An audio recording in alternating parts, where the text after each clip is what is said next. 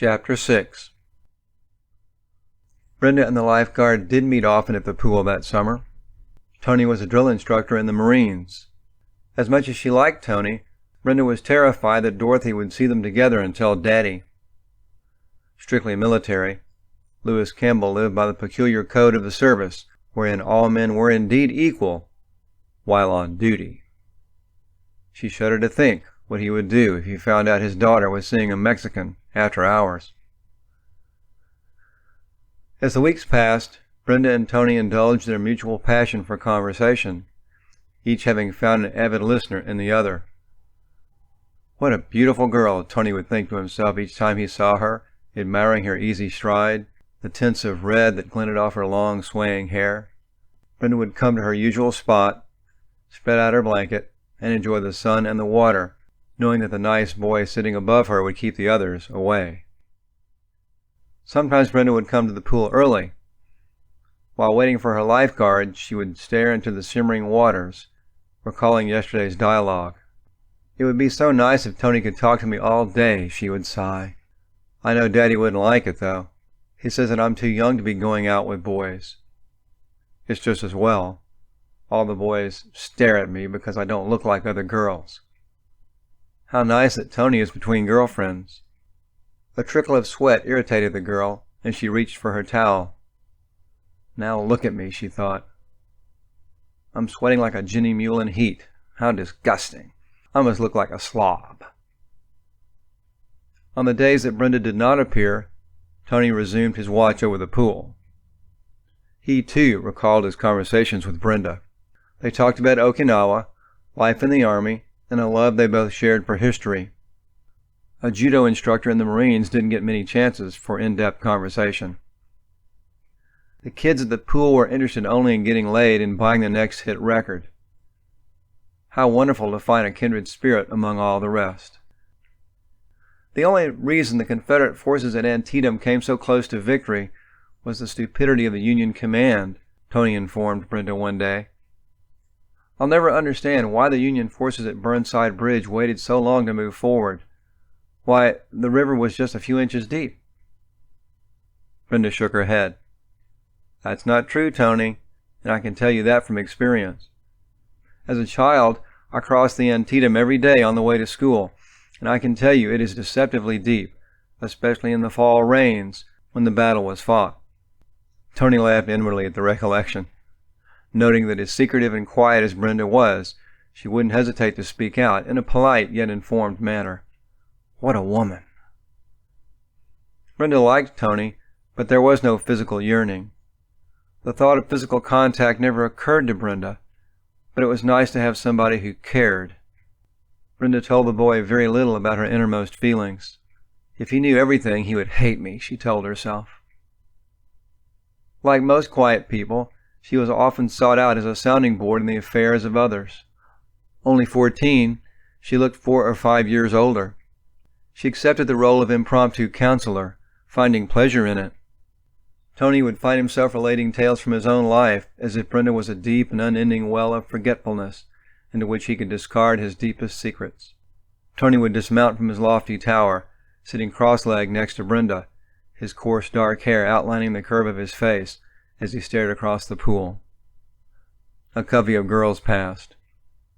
"Hey, Tony, come swim with us!" He would smile. "Susie, you know I can't while I'm on duty." Only Brenda noticed the hint of boredom in his eyes. Turning his aquiline face to hers, she saw the tenseness disappear. "You know, I never told anyone this before, but I don't feel comfortable around most women, in conversation, I mean. Well, I don't mean I only enjoy them when we're not talking." Tony blushed deeply. "I mean, you know what I mean." "I think so," answered Brenda, her gentle green eyes answering him silently.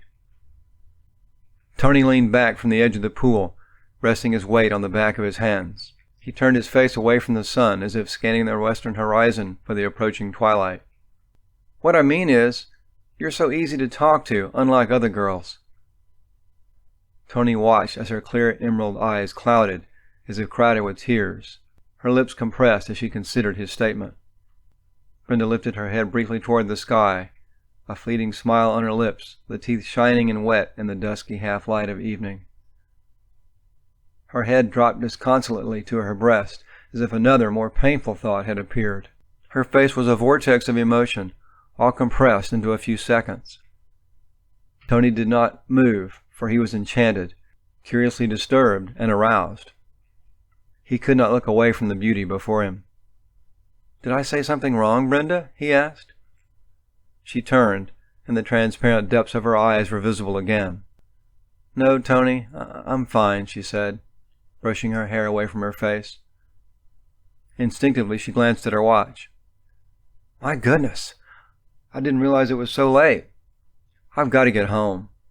I promised Margot I would start the washer and dryer by 7. "Well, don't work too hard," Tony called after the girl, but she had already jumped to her feet and started down the concrete walk toward Kakazu Heights. As Brenda walked along the asphalt driveway that led back to the house, she allowed herself a moment to relax and enjoy the beauty of the world around her. She especially liked to be outside in the early morning or late evening, letting her thoughts wander backwards, considering the day. What a beautiful mountain, she thought, gazing out over the bay at Mount Kakazu, a majestic rocky promontory whose south face was marred by diagonal shears, slicing the symmetrical cliff, a grim reminder of World War II. Just like me, Brenda thought, looking up at the scarred rock.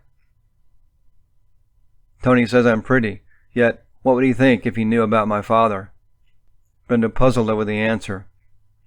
"Don't you talk back to me, you little bitch. You think I do as much for you as my own kids?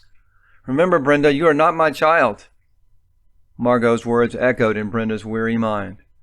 "You are not my child." Who am I? Brenda wondered again to herself. Adopted? It was a possibility. After all, there had been no birth certificate from California, only a certificate of correction. A nobody. Shuffled from house to house, year upon year. Even John and Betty Ann McGuire were merely grandparents, so-called. Who was to say that Lewis Campbell was her real father? Identity unknown. Adopted. That would explain something, at least. Give it a name, give it a reason, make it better, more bearable. Brenda considered this miserable, tawdry thought, and it comforted her. Brenda was approaching the curve of the highway that led to her house, and her wet feet slapped against the hot pavement. The street was pervaded with the smell of roasting beef and pork, and the delicious aroma of frying chicken. She felt a pang of hunger, and the frown on her face was instantly banished. She came to the end of the long street. There was an open place before her, unmarred by houses or people. Now she could see the distant Kakazu Ridge, all mauve and gold, with an opalescent mist floating amid a sky the color of violets. This was her favorite spot. Uncluttered, uninhabited except for wild grasses and trees, butterflies and birds. She gazed at the far mountains, and again that sensation of exalted joy came to her, the hidden joy with a hidden promise. Here she could pretend there were no human beings, but only peace and music, colors and rapture. As she stood at the edge of the street gutter, she saw a page or two of a magazine. She looked at the yellowing pages and bent to seize them. They were stained brown by some disgusting liquid. She saw it was an old copy of Dorothy's favorite weekly, Tiger Beat. Brenda read to her amazement the lyrics to one of her favorite songs. "Listen, I'll tell you about Billy and Sue, who were in love as any two. But Billy had to die, and when you hear the reason why, you'll hang your head and cry. Billy's strength was getting less and less strong, his hope, his faith were almost gone. And then like a miracle, a letter appeared. Billy tore the letter open and he read, 'Dear John.'" A profound melancholy came over her, wordless and charged with emotion. How true, Brenda whispered, and was startled at the old thought, so aptly describing her own life. She remembered with haunting sadness the stories she heard in her role as counselor. Susie Nissen, whose boyfriend had left her for another girl. Some trying to get involved with someone, others trying to get uninvolved. Brenda walked in the front door of the Campbell's bungalow, surprised to see Louis standing by the telephone in the hall. The receiver was in his hand, and he faced the wall, talking in low tones. Brenda had barely loaded the washer with another bundle of clothes when she heard her father's booming voice. "Margot! Brenda! Come in here!" Brenda and her stepmother arrived at the same time, looking expectantly at Louis. "What is it, dear?" Louis looked to Brenda. "Where's your brother?" He meant Junior. "I saw him across the street as I came in," Brenda replied, trying in vain to read her father's thoughts. "Go get him, and Dorothy too. I've gotten some bad news." In a few minutes they were seated in the living room. Louis stood. Brenda noticed his massive hands shaking as he looked out the window, smoking, waiting. Waiting for what? Nerve? "I just got a call from the Red Cross," Louis began. "I don't quite know how—" Louis stopped, took a deep breath, and tried again. "Junior, you and Brenda would be most interested, even though you never knew her." "Well, damn it, kids, I was told that your mother—" Louis shot a glance at Margot. "I mean, your real mother, Tammy Ann Osgood, she died a couple of weeks ago." Louis paused, determined to finish his statement. "I was told she was shot." This last part seemed almost too much for Louis. Margot was silent. Junior looked at Dorothy. Brenda looked at her father almost in pity, for Louis was on the verge of breaking down. "Daddy, I'm so sorry," Brenda said quietly, anxious to calm Louis. "Well, it seems like she was working for somebody as a housekeeper. The doorbell rang, and when Tammy Ann went to open it, somebody shot her." Louis made an abstract motion to his head, then stopped. The effort seemed too great. "Apparently they were looking for somebody else, and Tammy Ann just—" Louis could not finish. He continued slowly. "Anyway, it won't do any good to moan. We have to deal with it in our own way," he said at last, heading for the refrigerator. Brenda could hear the spew of a Carling Black Label as Louis opened it. "Well, she probably got what she deserved," Margot said almost to herself, and she went back to her paperback novel in the bedroom. Later, Louis walked into the bedroom, shutting the door behind him. The children heard arguments start and stop. Brenda thought she heard a sound like hands being clapped, and knew it might involve hands, but it wasn't clapping. Brenda remembered the plane ride over from California. Louis had told her of her birth at Fort Ord. Brenda had expressed a desire to meet Tammy Ann someday. On the plane over, Margot had promised to help. "When we get back to the States, Brenda, I will help you find her," Margot had said. "Every girl needs to know her own mother." Now, Brenda would never get that chance, and she felt sorry for herself as well as Louis. Junior went back outside. Brenda did not spend all of her time alone or in the solitude of the pool. A girl the same age had moved in down the street soon after Louis arrived. Her name was Eloise Patterson, but she went by Ellie. Brenda first met Ellie at the roller rink, where they could skate all day for a quarter while Brenda watched Alan and Elizabeth. Brenda was attracted to the buoyant, vivacious blonde as much as Ellie was impressed by Brenda's serious demeanor. Brenda noticed Ellie's boyish face, with a spray of freckles across the nose, and the fluttering hands that were animated during conversation like pale birds in flight. Especially endearing was Ellie's habit of smoothing back a swatch of hair hanging over one eye like a pirate, flinging her head back in exasperation and tucking it behind her ear. Ellie's eyes sparkled with a greenish tint, and her teeth were picture perfect, like painted cardboard, Brenda thought to herself. Only the pointed nose spoiled the girl's face. The eyebrows were heavy and masculine, but they could not hide the innate femininity of the girl. Ellie's face held a deep secret, and only Brenda saw the hidden pain. In each other the girls found a kindred spirit. On weekends, Ellie would bring Brenda to her room at the top of the house where she lived with her aunt and uncle. The room was highlighted by a large balcony which overlooked the bay and the western end of the island. The view was spectacular. This was the girls' private retreat, where they traded the deep, dark secrets common to all 14-year-olds. "Did you get a look at that new guy in geometry class?" Ellie would say. rolling her eyes and flipping her hair back with one hand. "What guy?" Brenda replied, still tuning the radio. "You know, the tall one with the little butt and the dreamy eyes." "I didn't notice," Brenda said, straightening the blanket, then wrapping part of it around her, watching the rapidly descending sun in the west. "Don't you ever notice the good-looking guys in school?" Ellie asked. "Don't you ever get horny?" "Bryn?" There was no recognition in Brenda's face. Ellie watched as her friend rocked back and forth, totally oblivious to the world around her. Brenda had always seemed distant, but this was something new and ominous to Ellie. It was as if a door had been closed in her face. "What's wrong, Brenda? Did I say something?" Brenda wanted to cry out. "If I told you I don't feel anything, you would hate me." Instead, she stared at her friend, or rather through her, and tears bore silent testimony to the reproach within her, a grief Brenda could not fully understand except that it was enormous, and she had never known such intensity of despair. Ellie stared as Brenda wept. She did not know why the girl was weeping with such adult abandon, but she sensed the barrenness of her life, the loveless desert in which Brenda lived. Ellie's own parents had died the year before, and she knew of some strange situation in Brenda's home more through a feminine intuition than any direct statement. It was the same impulse that impelled Ellie to reach for Brenda and to hold her glistening hair to her breast in the universal gesture of motherhood. The ferocity of despair Ellie saw in her friend's face was a reminder of her own sorrows, for her parents had died in a fire, while Ellie and her brother watched helplessly from the ground below. Ellie cried as well, and she could not separate her own pain from Brenda's.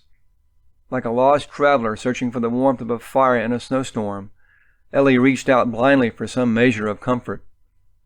The one friend she had learned to depend on was sobbing uncontrollably. In the end, there was only the desire for raw animal warmth, the instinct of survival. There was only the desire for the comfort of another body, lest the last flickering fires of the soul go out. It did not matter that two children comforted each other. Brenda regained her composure long enough to lift her head and look to her friend. "Hold me," Brenda murmured. "Just stay with me for a little while. I need someone so bad. I'm so afraid. Please don't make me go home." Ellie gazed at the swollen, tearful face, and in that instant the girls understood each other. The raging tropical sun had surrendered to the purple surge of twilight, and Ellie turned away from the stunning sight long enough to brush the tears from her own eyes and slowly pull the spaghetti straps of her bikini off her shoulders, as she had done for the other girl. The growing darkness slowly enveloped the two young women as they lay, caught up in a desperate and lonely embrace, born of a single unfilled need. In those early weeks of summer, the time Brenda could spend with Eloise was short. Tony had been transferred to another unit. Babysitting Dorothy by the pool became another chore. Lewis got Brenda a job during the summer doing clerical work near the bakery. Her primary job was collecting delivery slips from the drivers for inventory. She spent countless hours working under the vintage World War II office lamps and filing yellow originals, pink division copies, and blue company copies. The flimsy cotton blouses Margot bought clung to Brenda in the tropical heat of the uncooled office, eliciting the stares of more than one male admirer, but she was unconscious of this. Her daddy had gotten this job for her, and Brenda was at once grateful and confused, as she always had been. In the back of her mind was an obscure awareness of his nightly visits, the remembrance of his sweaty probing and searching of her body, his loud panting, his gripping hands on her flesh, and she tried to reconcile this daylight persona and the nocturnal animal. Brenda could not admit they were one and the same. A tall young man walked into the office on a Tuesday morning, whistling abstractedly to himself as he stepped over the threshold to the room. "Good morning, ma'am. Here's my scratch sheet for today's shipments." Brenda looked casually at the stranger. He appeared slightly below 6 feet in height, with a lean and well-made body, enhanced by youthful swagger. The eyes and the whole expression of the face denoted a maturity and worldliness far beyond his years. He paused long enough to run his slender fingers through his sandy, thinning hair, scanning the room with a gaze that was almost electric in intensity. Brenda looked again into the stunning cobalt blue eyes and nodded. He was an incredibly good-looking man. Brenda admired his physique, but with the intellectual detachment of a scientist. She could feel a power fill the room when he spoke. She liked his voice. It sounded strong and masculine without the usual masculine bluster.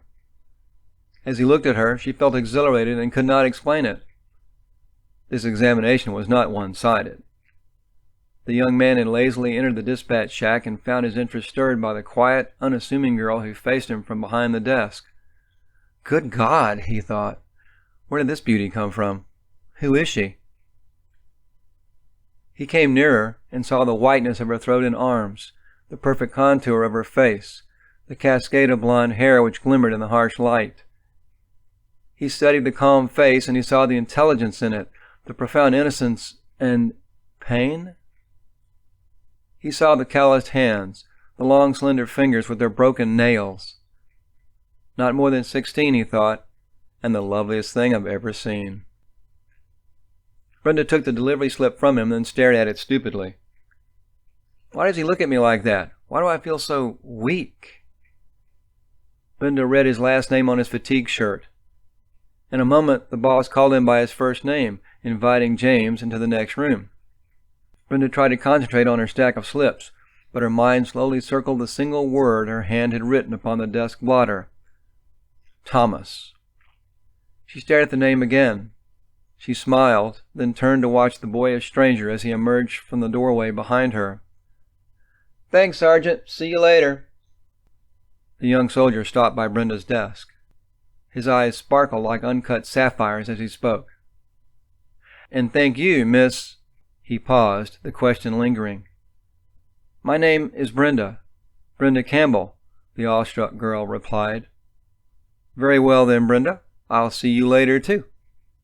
The stranger touched his forehead in a gentle salute and stepped into the street. He was only in the office a few moments, but the girl found herself daydreaming about the boy all through lunch and again in the afternoon.